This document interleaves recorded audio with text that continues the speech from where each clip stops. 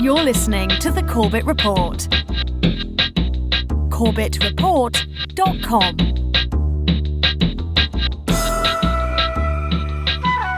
Welcome back, ladies and gentlemen. Welcome back to the Corbett Report podcast. I'm your host, as always, James Corbett of corbettreport.com, coming to you from the sunny climes of Western Japan here in March of 2020 with episode 373 of the Corbett Report podcast, Medical Martial Law 2020. Now, if you follow the feeds at corbettreport.com, you will know that last week I re-released a section of an old podcast, specifically episode 86 of the Corbett Report podcast on medical martial law, which was released in 2009 in the height of the swine flu pandemonium that was sweeping the globe at that time. And just last week, Corbett Report video editor Brock West revivified a section of that podcast in video format for release as a video to bring people up to speed on what I was talking about 11 years ago in regards to the laying of the infrastructure and legislative framework for the implementation of medical martial law in any declared public health emergency. And there are many different pieces, different cookie crumbs along that trail leading towards that medical martial law conclusion. And so I will exhort you, if you've not yet done so, to go back and not just watch that video section of the podcast, but listen to the entire podcast, which lays it out in a great degree of detail. And I will be taking that information for granted, that you are familiar with the steps that have already been put in place that I was outlining in episode 86. For example, the Model State Emergency Health Powers Act, which was drafted in the wake of the 2001 anthrax bioterror false flag event, which was subsequently adopted by over 40 states and allows for quarantines and mandated vaccinations in the event of any declared public health emergency. And it is that Model State Emergency Health Powers Act which gave rise to legislation in numerous different state legislatures that are now being implemented as I speak in various states declaring public health emergencies. So it is important to have that background and that legislative framework in place in your mind. So once again, I will exhort you to go back and refamiliarize yourself with the material in that previous podcast. But as you might guess from the title of today's podcast, I'm going to be updating the 11 years of information that has taken place between then and now to move us a little further along that road towards what we are seeing right now, which is the flicking of the switch and the turning on of the apparatus for medical martial law. It is happening, and it is important to understand how we got to where we are today in order to better understand what is likely to happen in the near future and what we can actually do about this. So roll up your sleeves, get a pen and paper. There's going to be a data dump of information today, but don't worry, as always, all of the links to all of the documents and videos and everything that we go through today will be in the show notes for today's episode at corbettreport.com. If you are watching this on some variant of social media, the link to the show notes will be in the description for this video. So, that being said, let's get straight into it. And actually, we're going to start with a document that was originally drafted and put on the books in 2007, but actually was not released to the public at that time. We're just finding out about it now in the wake of the coronavirus pandemic freakout. So we're getting this information from The Nation, which on March 12th, 2020, reported on an internal pandemic document which shows the coronavirus gives Trump extraordinary powers.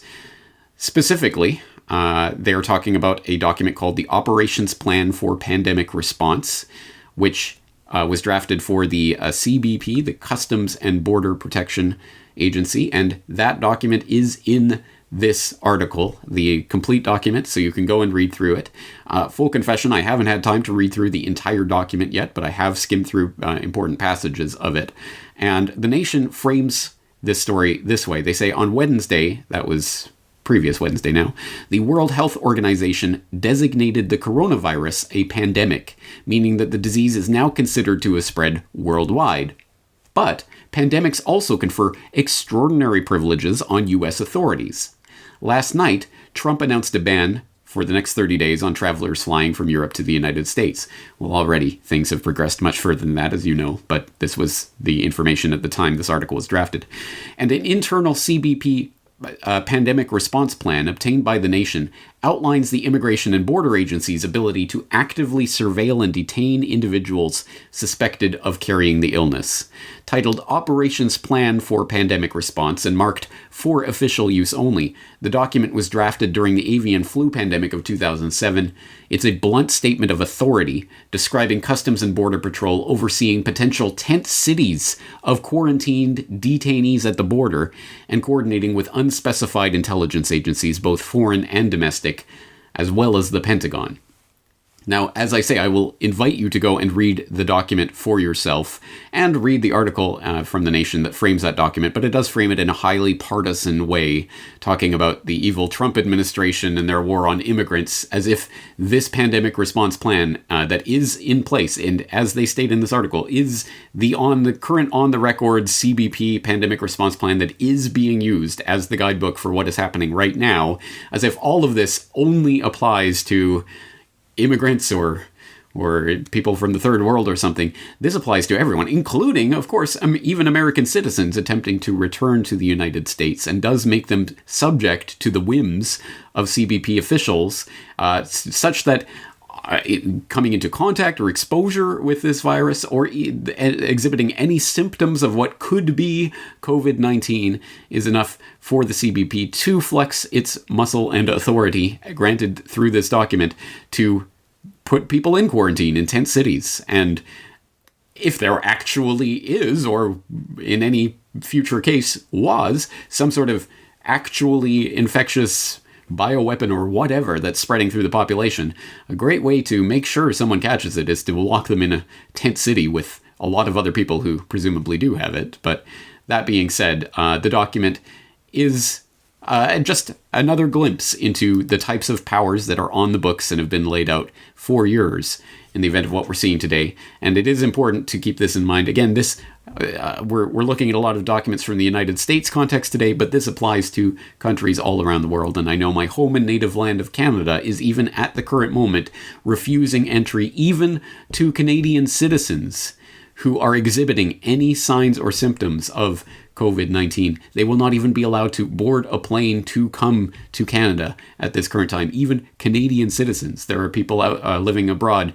with permanent residencies or visas that are about to expire that are going to come home to Canada or were going to come home to Canada. They cannot do so because they are not allowed to and are in illegal limbo now. This sort of thing is exactly what was planned out in these pandemic response plans, including this particular document from the CBP. So take a look at that. But let's move ahead in the timeline from 2007 to 2010, where we encounter lockstep. And lockstep comes from a series of scenarios that were laid out by the Rockefeller Foundation in conjunction with the Global Business Network, and that were described in a document called Scenarios for the Future of Technology and International Development. And this document starts by noting that the Rockefeller Foundation believes that in order to understand the many ways in which technology will impact international development in the future, we must first broaden and deepen our individual and collective understanding of the range of possibilities. This report and the project upon which it is based is one attempt to do that. In it, we share the outputs and insights from a year-long project undertaken by the Rockefeller Foundation and Global Business Network, designed to explore the role of technology in international development through scenario planning, a methodology in which GBN is a longtime leader. It goes on to describe more about why it's choosing these various scenarios and why it's focusing on technology. But long story short, there are a number of different scenarios that they envision of what could happen in a more technologically dependent world in the future and what must happen as a result of that. And one of these scenarios that they were planning, again, on the records in 2010, was called Lockstep. And let me know if this sounds familiar to you. The document starts by noting that Lockstep is a scenario which involves a world of tighter top-down government control and more authoritarian leadership, with limited innovation and growing citizen pushback. And it starts by the scenario by noting, in 2012, the pandemic that the world had been anticipating for years finally hit. Unlike 2009's H1N1 swine flu, this new influenza strain, originating from wild geese, was extremely virulent and deadly.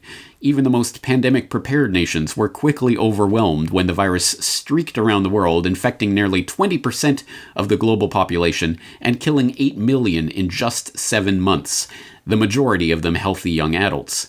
The pandemic also had a deadly effect on economies. International mobility of both people and goods screeched to a halt, debilitating industries like tourism and breaking global supply chains. Sounds familiar. Even locally, normally bustling shops and office buildings sat empty for months, devoid of both employees and customers.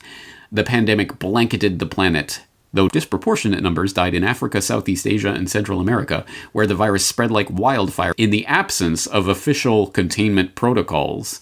But even in developed countries, containment was a challenge. The United States' initial policy of strongly discouraging citizens from flying proved deadly in its leniency, accelerating the spread of the virus not just within the US, but across borders.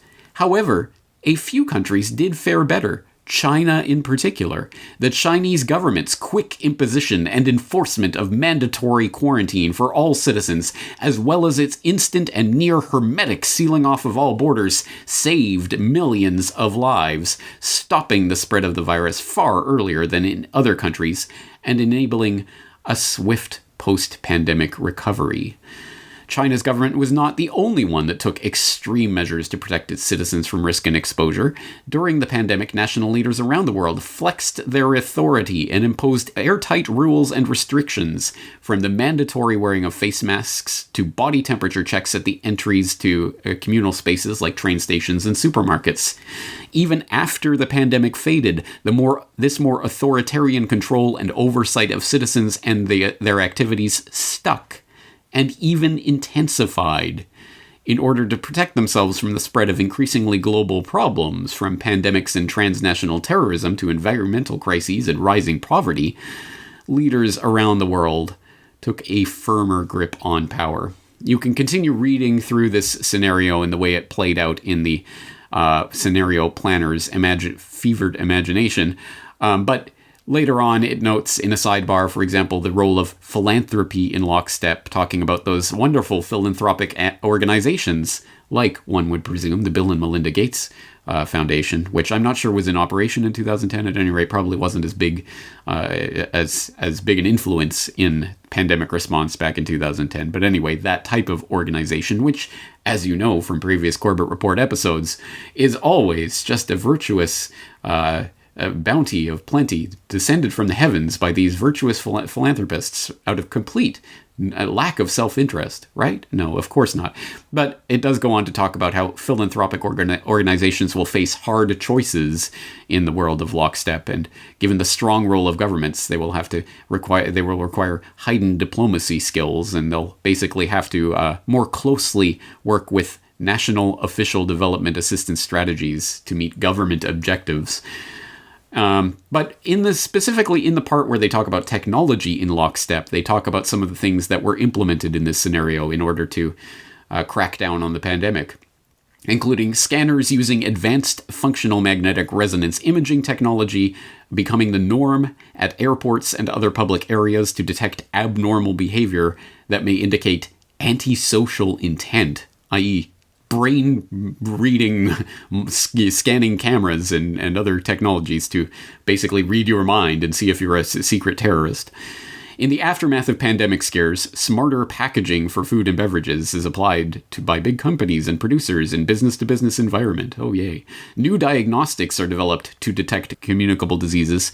Telepresence technologies respond to the demand for less expensive, lower bandwidth, sophisticated communication systems for populations whose travel is restricted.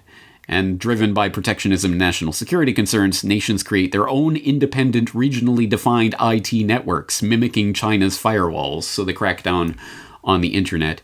And then it goes into an example of a personal story from this life in lockstep, Manisha, living on the banks of the Ganges River, and it goes through her experience, and it's worth reading. There are some interesting insights in there, including how the national government of India saved the population during the quarantine period during the pandemic, and that experience, thought Manisha, had given the government the confidence to be strict about river usage now, several years after the pandemic.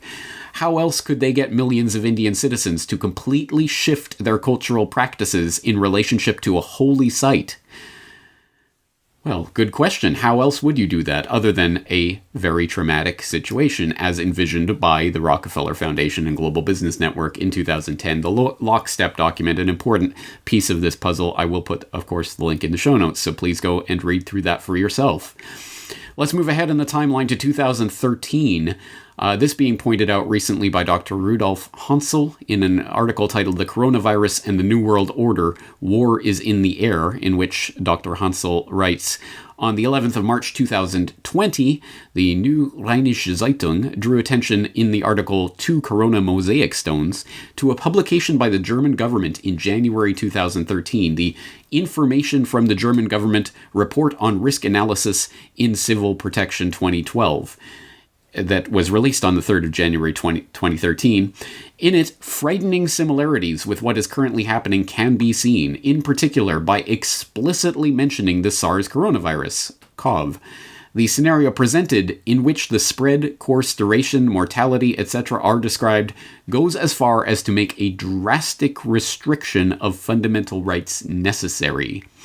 The scenario states, in this respect, the competent authorities, first of all the public health authorities and primarily the public health officers, must take measures to prevent communicable diseases. The IFSG, the relevant legislation, allows, among other things, restrictions of basic rights, such as the right to the inviolability of the home. Within the framework of necessary protective measures, the fundamental right of personal freedom and the freedom of assembly can also be restricted. In addition to these measures, to be ordered directly by the public health officer, the Federal Ministry of Health can order by statutory order that threatened sections of the population have to take part in protective vaccinations or other measures of specific prophylaxis, whereby the right to physical integrity can be restricted. I would suggest to go back and read and reread that passage several times until it sinks in. But yes, in 2013, the German government was already drafting scenarios that envisioned mandatory vaccinations or specific prophylaxis in the event of a spreading communicable disease. And, restrictions on the right of personal freedom and freedom of assembly, which is particularly convenient in a period where, as I've had cause to note in recent times, this is a period in which a lot of protest is happening all around the globe, all at the same time, and the globalists are on the run, right? What could they possibly do to avoid the big people's uprising that's coming? Oh, that's right, a nationally, globally declared public health emergency that will restrict freedom of assembly and freedom of travel, freedom to gather in groups of more than 10 people in country after country. Bye-bye yellow vests. I guess it was fun while it lasted, huh? Bye-bye Hong Kong and everywhere else. I mean, everywhere else that has any sort of protest movement. Well, not anymore. No one is going to be out assembling in protest of this. And if they do, well, medical martial law is already in place. That was laid out in a document in 2013 by the German government. Fast forward in the timeline to 2015, that is when the Bill and Melinda Gates Foundation enters the picture in a big way, because that is specifically when Bill Gates set his sights on the pandemic panic. And we get this from basically a public relations campaign that he started engaging in that time frame, including a Vox.com video where Ezra Klein interviews Bill Gates about what he is most afraid of, and spoiler alert, he's most afraid of a globally spreading pandemic like the 1918 Spanish flu. And at the time, he was also writing an op-ed in the New England Journal of Medicine about the Ebola scare of 2014. Remember that? The big Ebola scare? You're gonna die of Ebola? newsflash, I don't think many Americans did die of Ebola, but it was the big pandemic scare of 2014, which I covered extensively at the time. I'll put links back to my work on that topic at the time.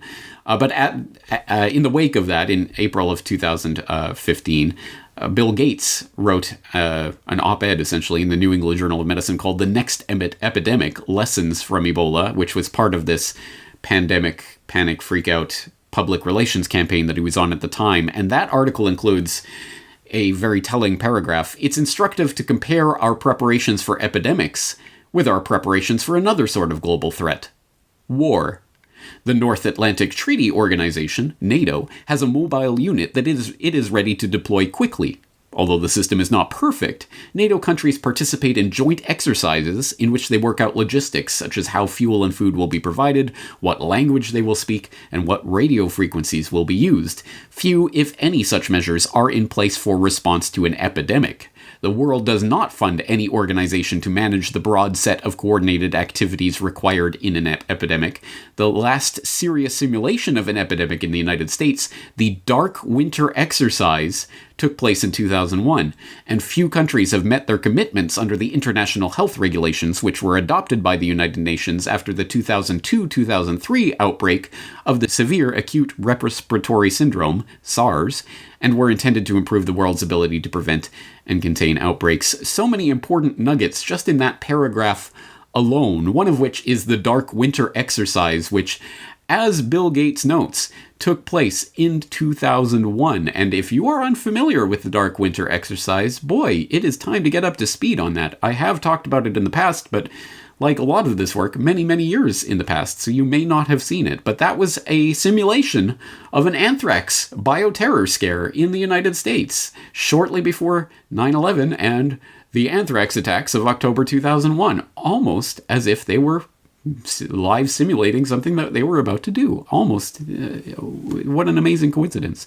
Extremely interesting, and you should take a look at that exercise and the fact that it contained faux news reports that were dressed up to look like real news reports about how the anthrax was spreading and how it was affecting different populations. Again, some of the very people responding to the October 2001 anthrax crisis sitting there at the tabletop exercise in 2001. Also, of course, wartime footing. We need a wartime footing for pandemic response, and that is something that's popping up in the news as I speak. Emergency war powers that have not been invoked since the Korean War, for example, in the case of the United States, are being invoked right now because we are at war once again, this time with a hidden enemy. Where have we heard that type of rhetoric before? And again, invoking the specter of SARS, the coronavirus. Of course, now we're dealing with SARS-CoV-2, the electric boogaloo. So a lot of things go back to this. It's an important article for people to read through to understand the Bill and Melinda Gates Foundation and their angle on this, the philanthropic organizations who are going to help to coordinate the international global response that will be necessary. This is, of course, what it always comes back to, because some people are saying this is the end of globalization as we've known it. This is going to upend everything. On the contrary, this is a fail-forward event in which the very globalist purveyors of the globalist ideology are going to push even further and even harder. We're going to need a global pandemic response agency that's going to be funded by all countries and is going to be able to subsume the national sovereignty of any given country as a result of what's happening right now. And that was, again, laid out by Bill Gates 5 years ago. Let's move forward to 2017, where the very parting shots of the Obama administration were an interesting piece of legislation that, again, seems highly relevant to what's taking place today. We'll get this from NPR, National Petroleum Radio, as James Evan Pilato likes to call it, which had an article in February 2017. CDC seeks controversial new quarantine powers to stop outbreaks.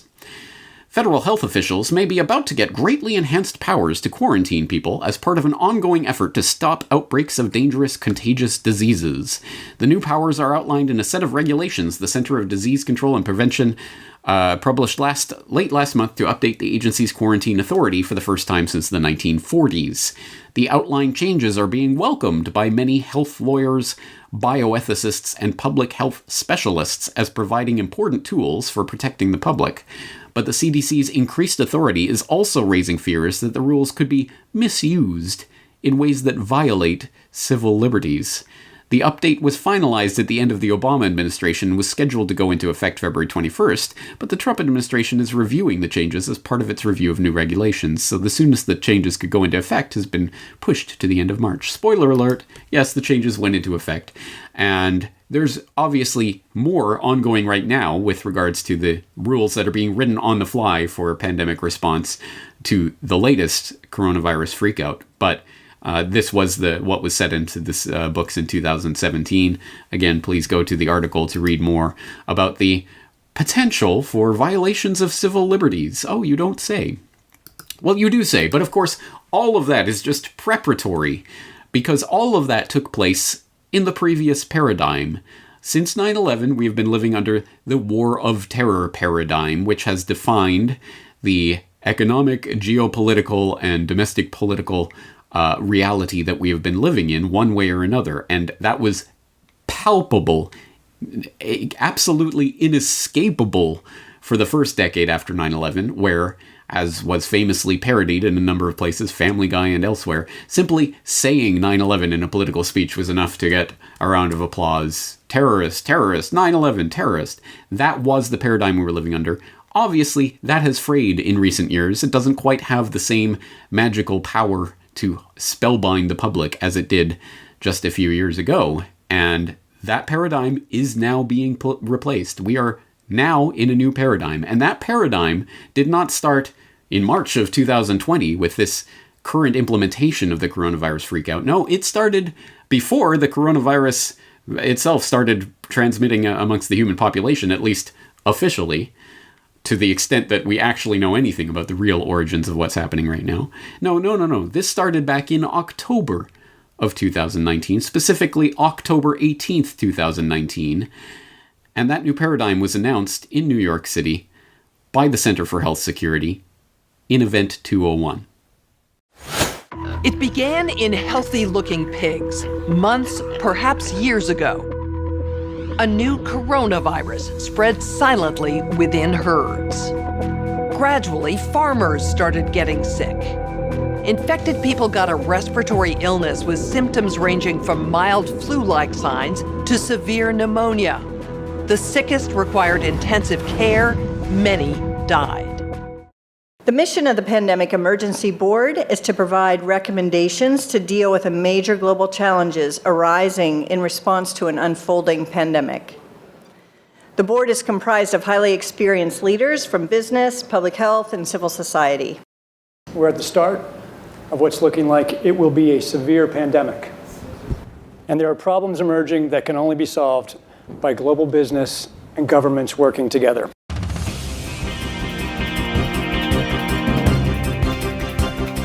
Public health agencies have issued travel advisories, while some countries have banned travel from the worst affected areas. As a result, the travel sector is taking a huge hit. Travel bookings are down 45%, and many flights have been canceled.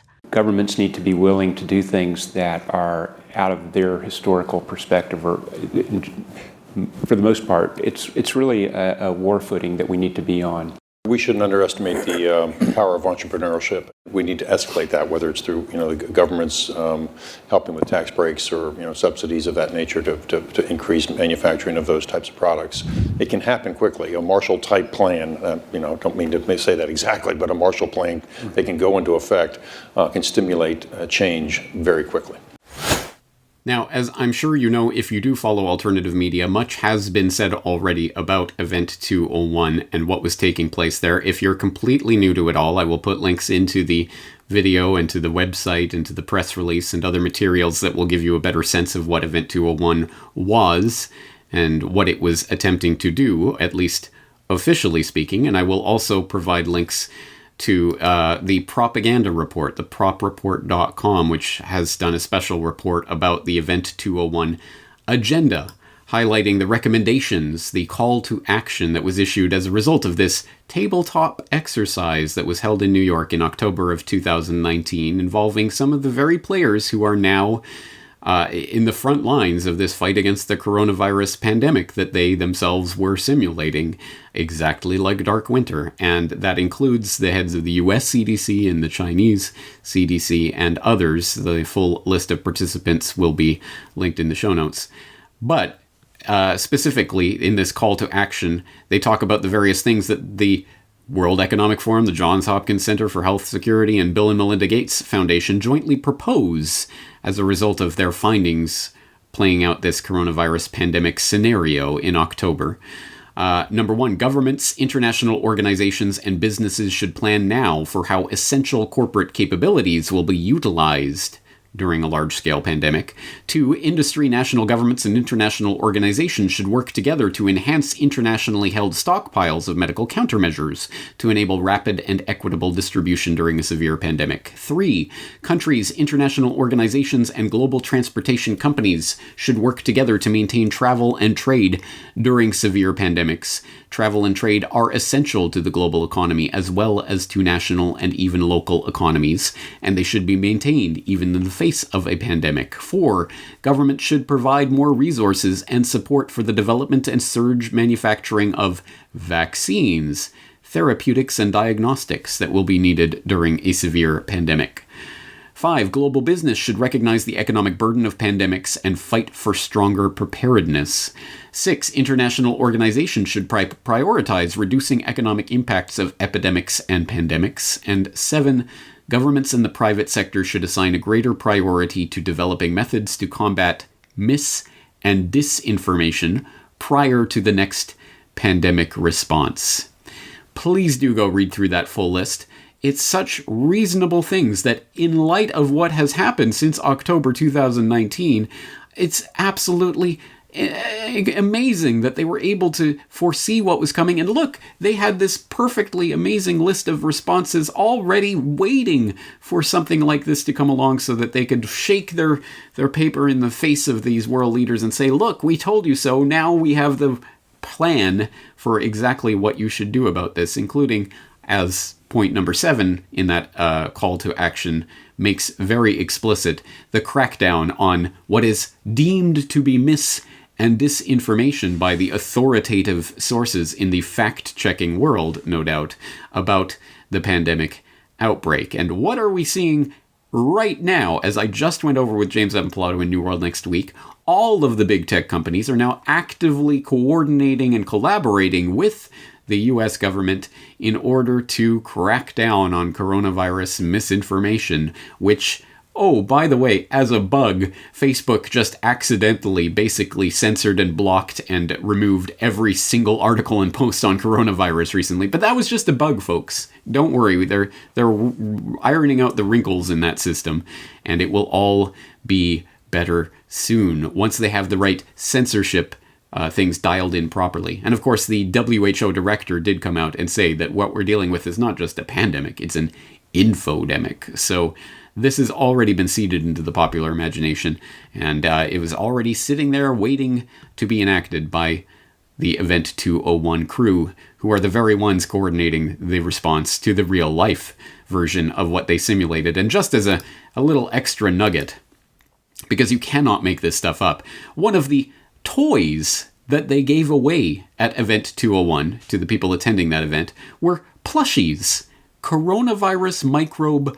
plushies that were given away to all of the participants. Oh, isn't that so cute? They had little coronavirus plushies that they got to take home with them as a little souvenir, a little memento of the dawning of the new age of coronavirus-led microbial terror. But don't worry, the good folks at PolitiFact have come along and deemed it mostly false that Event 201 gave out stuffed souvenir coronavirus toys, because as they go on to note, well, yes, they did actually give out stuffed toys that really are meant to be coronavirus microbes, but context is everything, and they weren't actually predicting the novel coronavirus that they were talking about simulating in that simulation. Again, all of these fact checkers are parodies of themselves, but this is the framework that has been decided upon for censoring information on the internet from here on forward. So if you're hearing my voice, consider yourself lucky that you have found it at all, and who knows how long this type of message will be allowed to be spread on the internet via any sort of major platform. But as I say, Event 201, October 2019 really was the marking of the new era that we have stumbled into one way or another. And that era is now coming to fruition. And there are many different aspects of what's going on right now, and the very many different power grabs that are being taken by authoritarian structures all around the world. Just as after 9/11, every authoritarian in the world was happy to see that event occur, in the sense that it gave them carte blanche to call all of their enemies terrorists and launch a war upon them. Well, now the authoritarian structures around the world are benefiting from the massive power grab that is taking place right under our nose. And there are many different aspects to this, including the incredible steps that have just taken place just in the past few hours. As I'm recording this podcast, Trump taps emergency powers as virus relief plan proceeds, in which we are learning that a 70-year-old wartime piece of legislation known as the Defense Production Act is being put into place to essentially nationalize certain industries and services at the behest of the government to create medical relief supplies. Well, isn't this great? We can nationalize industry and make sure that it all works and functions in the way that we need in order to save lives, of course. That's what it's always about. Well, we will get more into the economic and other aspects of what's going on in future editions of this podcast, but today we're focusing specifically on the invocation of martial law and martial law type powers on the back of what is happening right now. And you don't have to go very far to see that that is exactly what is happening, even as I speak. Now, the epicenter of this outbreak, the city of Wuhan, has just handed over the first of 2 temporary hospitals to the Chinese military medical teams. In response to the worsening situation and ahead of an anticipated nationwide curfew, the IDF entered its highest state of alert, which practically means the Israeli military's emergency preparedness for war. The president of the region of Lombardy has said that he wants the military to be called in to enforce the lockdown, calling on people to stay at home. This is really the mantra that they're leading out to the public at large. This morning, emergency measures in New York. The state's governor deploying the National Guard to New Rochelle, a suburb of New York City, in an effort to contain a coronavirus outbreak there.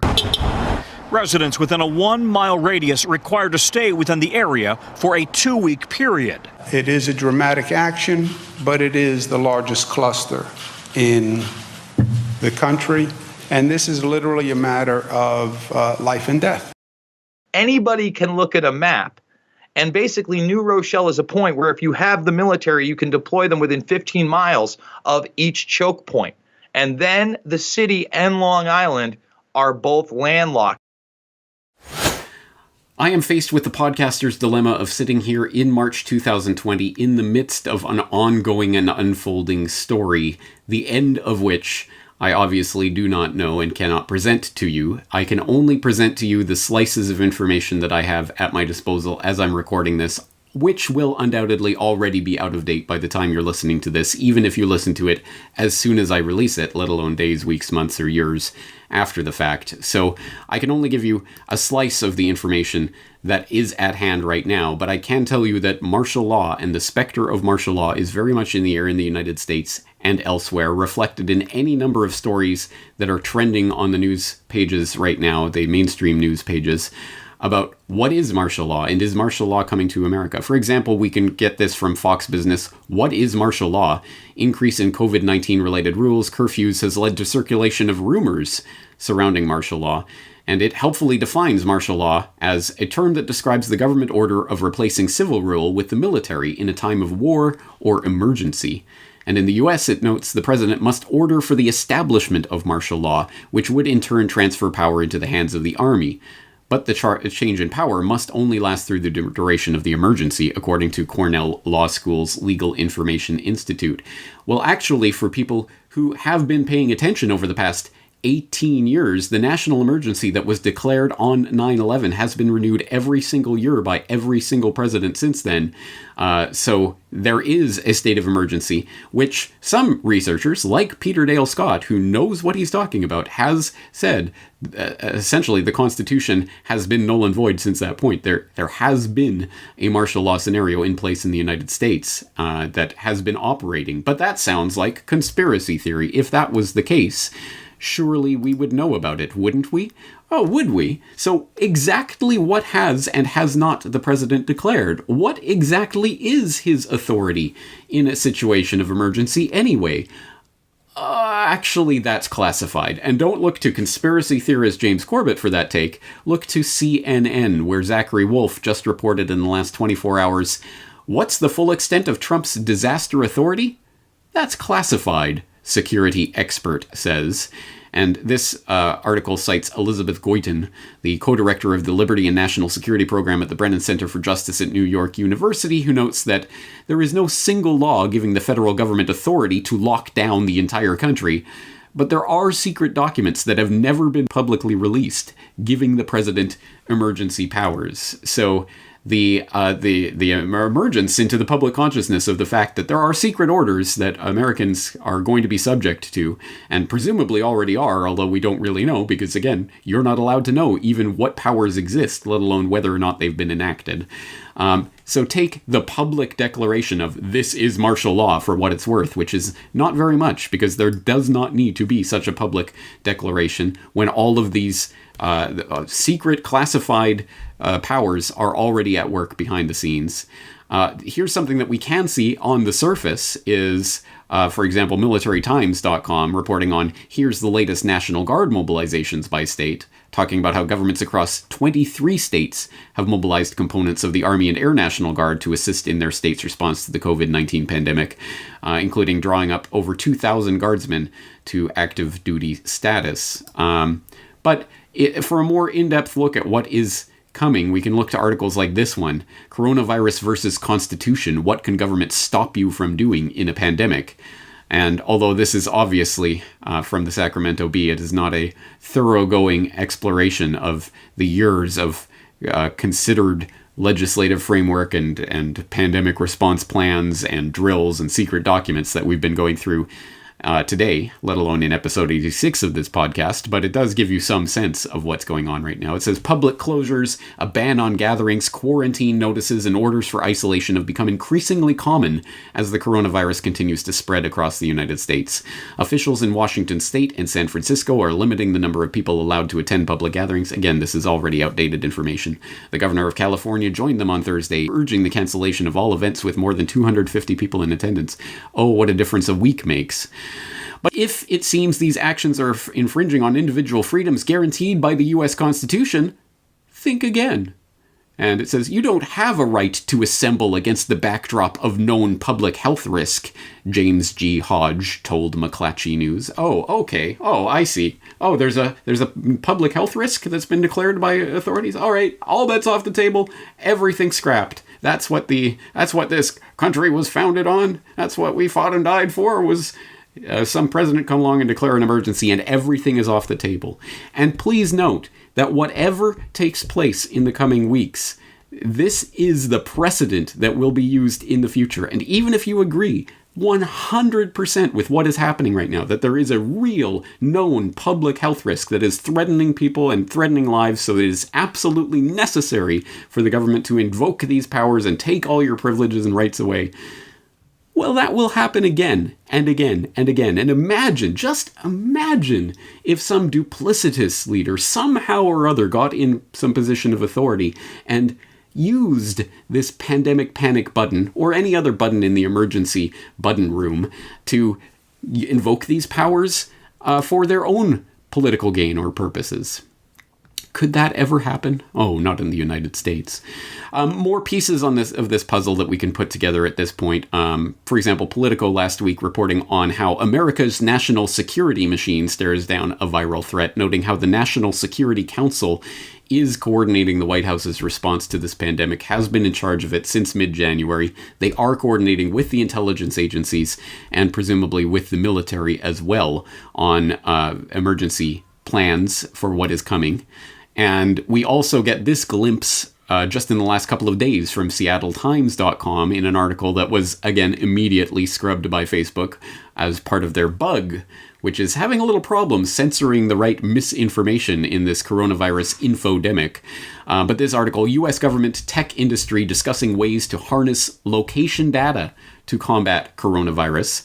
The U.S. government is in active talks with Facebook, Google, and a wide array of tech companies and health experts about how they can use location data gleaned from Americans' phones to combat the novel coronavirus, including tracking whether people are keeping one another at safe distances to stem the outbreak. That's right, the little slave device you are carrying around in your pocket is giving your location data at all times to the big tech companies that we know on the record are collaborating and coordinating with the US government in all sorts of programs above board and under the table, like the PRISM program, to give that data to the government so it can track your movements only for the sake of public health, of course.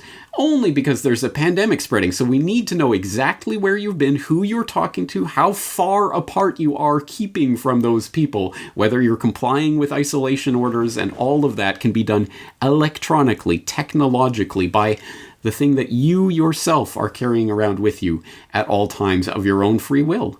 You're doing this of your own free will. There's no government authority being imposed upon you, right, citizen? This isn't martial law.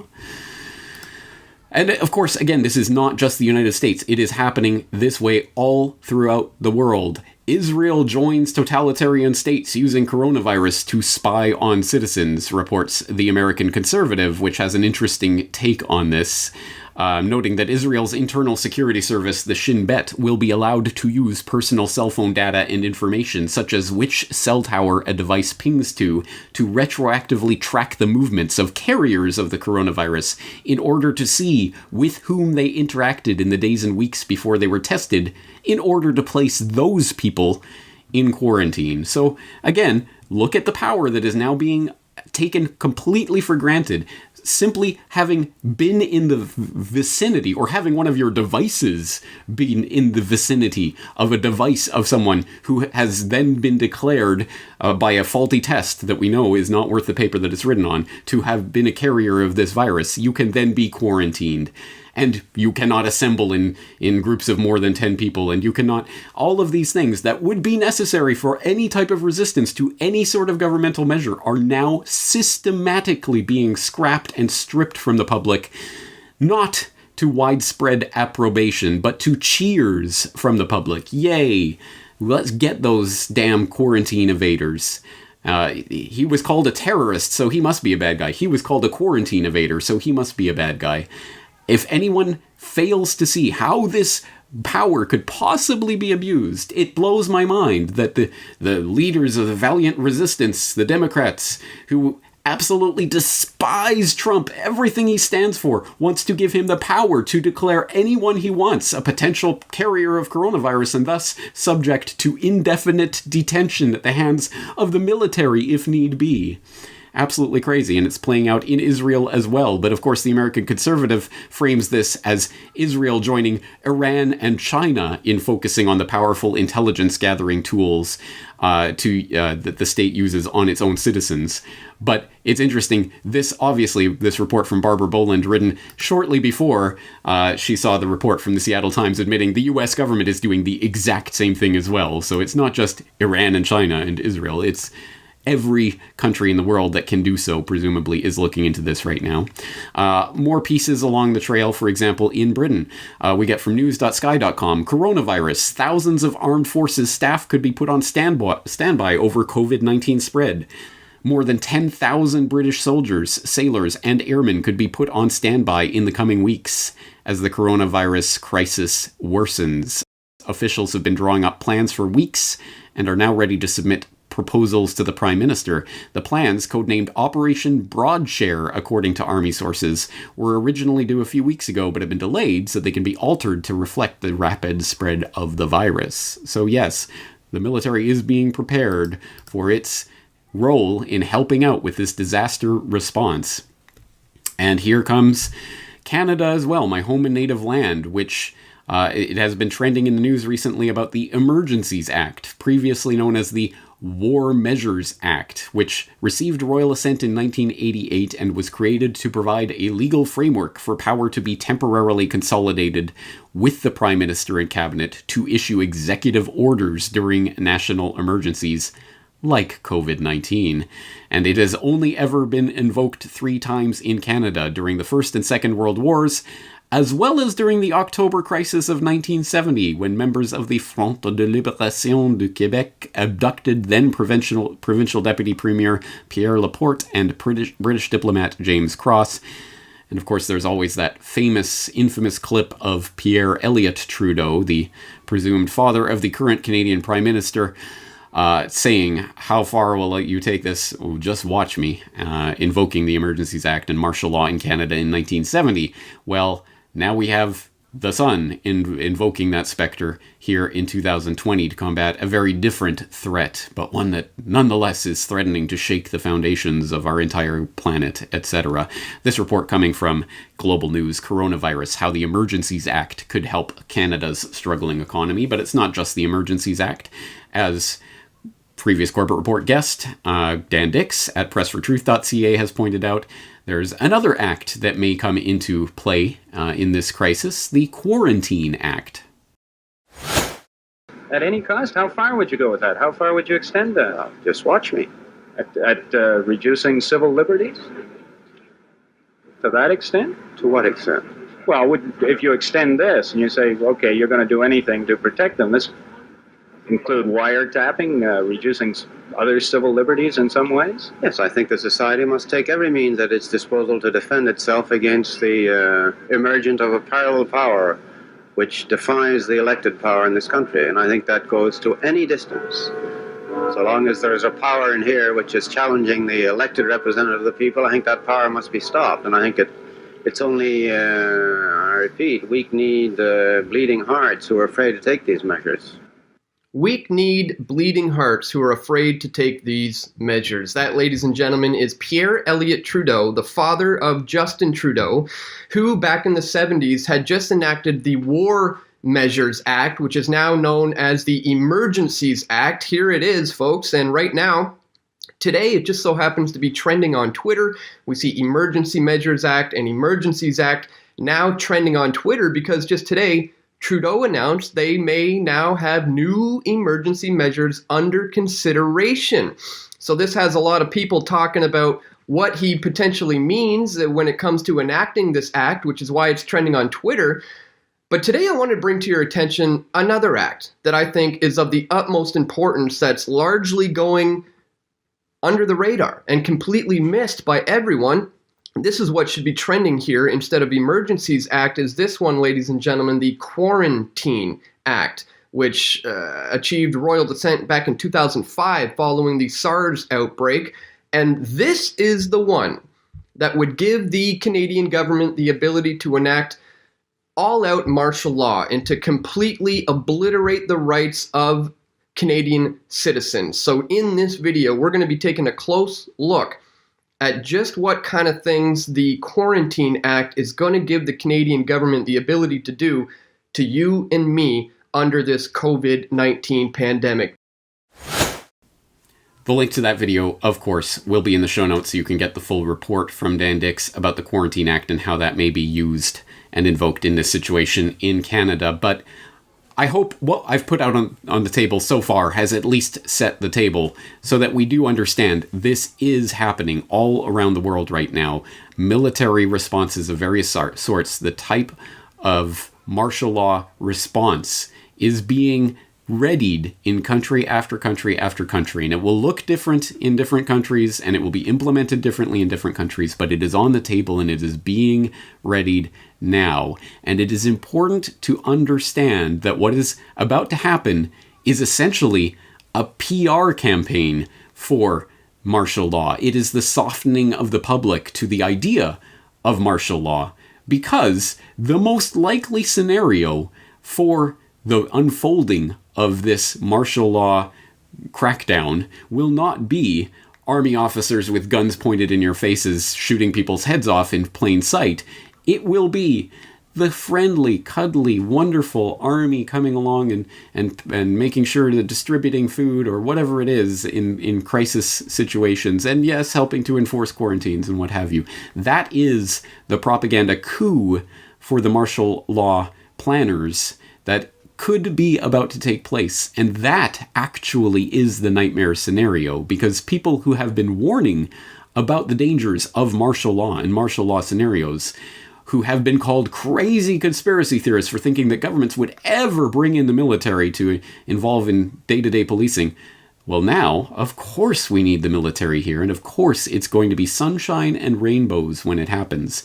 And the absolute nightmare scenario is if it is done, and there is a hunker down, and we got to get through this, and weeks or months or however long later, it's lifted, and oh, what a relief. Everything's better again. All right, so that wasn't so bad. I guess these powers are good, and I guess anytime there is a nationally declared emergency, now that precedent has been set, the switch is a lot easier to flip on now, isn't it? And that will happen, and that is scary, because it does undermine the argument against martial law. Why are you so scared of this, you crazy conspiracy theorist? This is an interesting propaganda phenomenon that I've noted before. In fact, most recently in a conversation that was just recorded with Charlie Robinson for a program that he does for Iconic that has not yet been released, at least at the time that I'm recording this podcast, but I will include a link to it when and if it does become available. But I'm just going to play a short clip from that conversation that we had along these lines to help you to understand what is happening and the propaganda coup that could be taking place right under our nose. Well, we in the alternative media / conspiracy research world have talked about martial law for a long, long time. It's this theory. It's this thing out there. It's, that's what happens in war-torn countries. That's what happened in, in World War II or it's abstract to us. But you'd put out a new video talking about medical martial law. And it struck me that that might be the most realistic form of martial law, because in order for overt martial law to take hold, you think of people, troops on the streets with guns telling you have to stay inside your house. But as we know, the best form of censorship is self-censorship. So the best form of martial law is self-martial law, where you quarantine yourself. And it seems that the medical component to this is, if you were an evil genius sitting in your bat cave, trying to think of some way to control the population, you'd say, well, I'd want them to control themselves. They couldn't devise a better way of doing it than a medical pandemic, could they? This is just the blueprint for us demanding our own self-isolation. Is it not? Exactly right. And it's almost like they did engineer this. Oh, well, what a crazy thought that would be, you conspiracy theorist. Put my tinfoil hat on. Yeah, exactly. Well, I have no definitive proof on that one way or another. It seems quite likely to me that assuming this is really spreading and this really is a thing, which even that has question marks over it, but assuming it is, it would seem most likely to me that this is some sort of engineered virus of some sort that may have escaped by accident. It may have been unleashed on purpose. Again, I don't know, and I'm not going to speculate on speculation.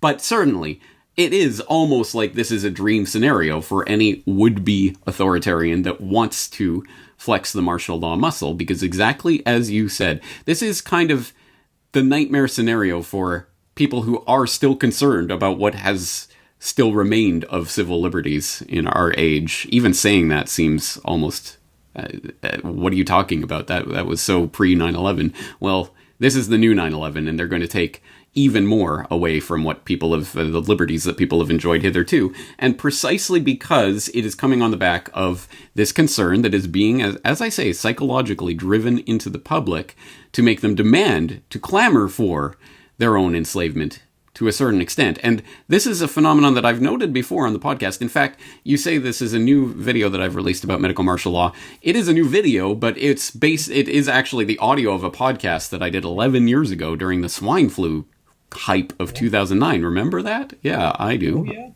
yeah. And I was noting at that time that even then, for several years up to that point, they'd been preparing various legislative proposals and things for instituting medical martial law in the event of some sort of medical scenario, like the Public State Health Emergency Act, whatever the exact name of that is. But the model law that they drafted in the wake of 9/11 during the anthrax scare, that then they started passing in state legislature after state legislature all around the U.S. in order to basically codify and make sure that they had these emergency powers that they're now invoking.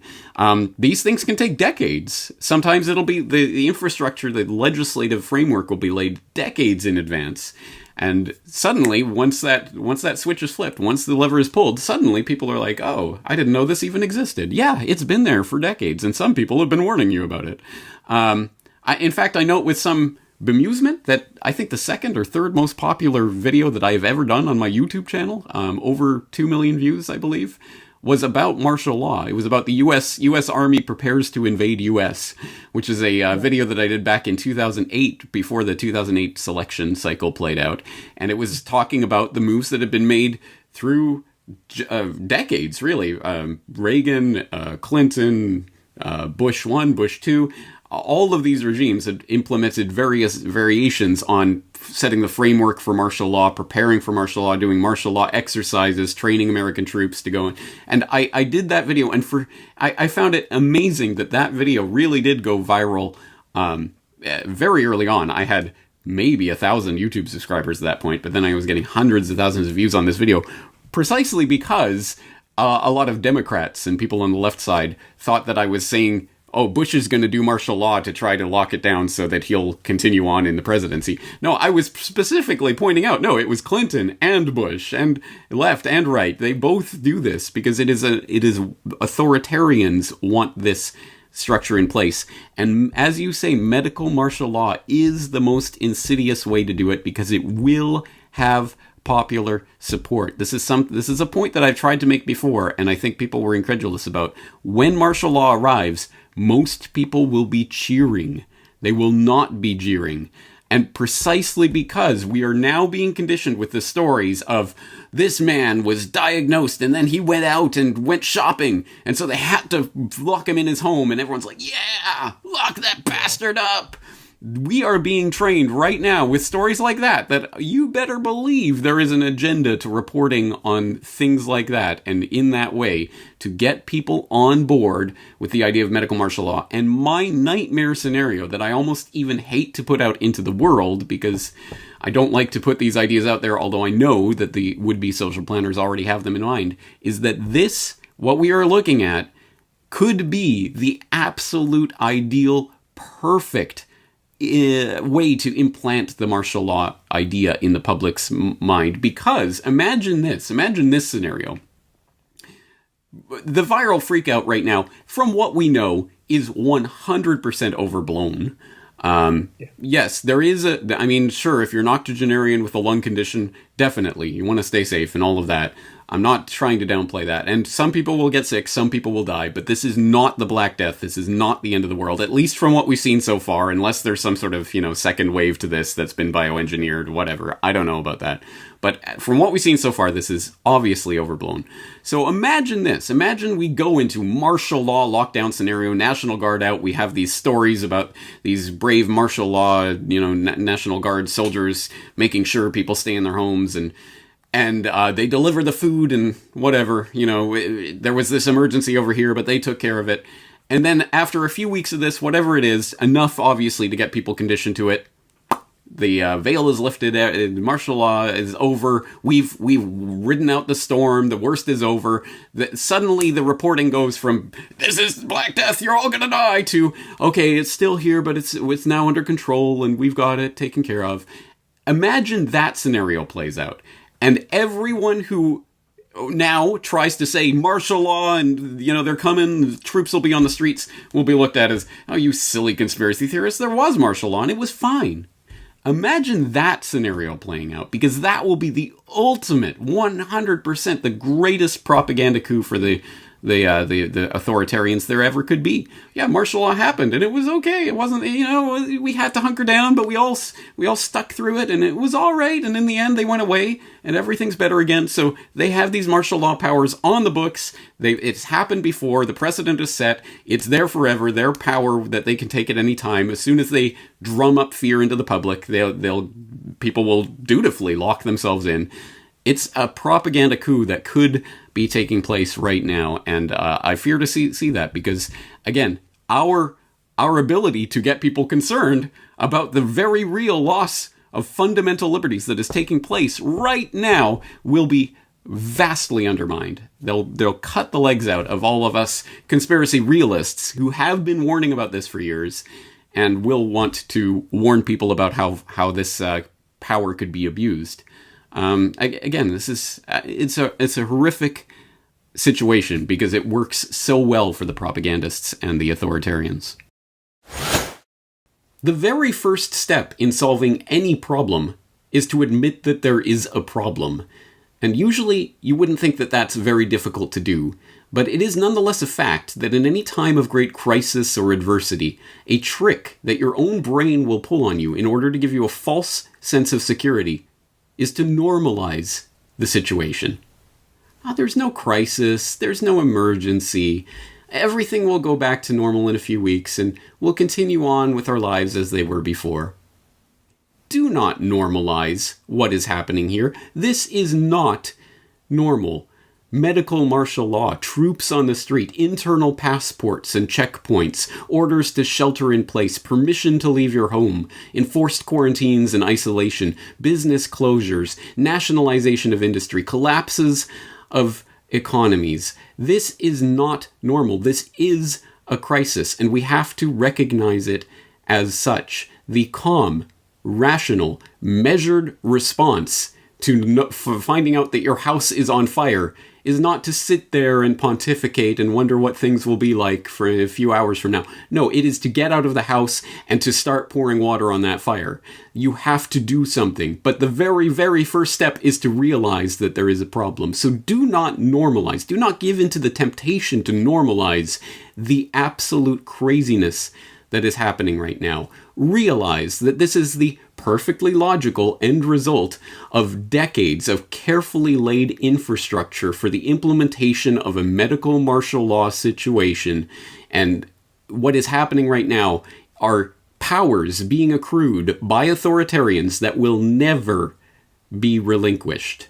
Once these powers are put in place and the precedent is there, even if the emergency is released and everything goes back to normal a few weeks from now, it will be a new normal in which any authoritarian at any time will be able to press the panic button to cause pandemonium in the public and to reclaim all of these emergency, temporary measures that are being claimed right now. This is a big deal, and we do need to be concerned about it. Now, the very first step, as I say, is to admit that there is a problem. The second step, once you understand that there is a problem, is to inform yourself about that problem, the history of that problem, where it came from, and what you can do about it. And on that note, there are going to be lots of notes in the show notes for you to go through, lots of links to articles and videos and other things that will help to further inform you about this very important time that we're living through. And as always, one of the greatest resources that we have is each other, which is why I wholeheartedly exhort the Corbett Report community to come together. Members, Corbett Report members, please leave your experiences, your thoughts, your observations, your links, your research in the comment section at corbettreport.com. We need to learn our way forward on this together. But it all starts from admitting that this is a crisis. There is an emergency situation happening right now. And the calm and rational and measured response to an emergency situation that is happening around you is to let others know there is a problem here. Do not normalize this. This is not normal. We are heading into medical martial law. On that note, I'm going to leave it here today, but obviously, no single podcast can encapsulate all of the crazy information that is pouring forth through the news feeds on an hourly, if not minutely basis at this point. So, obviously, we will be returning to various aspects of this topic in the weeks to come, including the economic aspects of this agenda that is playing out, the geopolitical aspects, and of course the creation of the technocratic state that I've been warning about for many years now. And I hope you'll be here for that exploration, because this is extremely important information. But we're going to leave it here today. I am James Corbett of corbettreport.com. Looking forward to talking to you in the very near future. The Corbett Report is brought to you by the Corbett Report subscriber, a weekly newsletter featuring James Corbett's International Forecaster editorial, recommended reading and viewing, discounts on Corbett Report DVDs, and once a month, a subscriber-only video. Sign up today to start receiving your copy at corbettreport.com/support.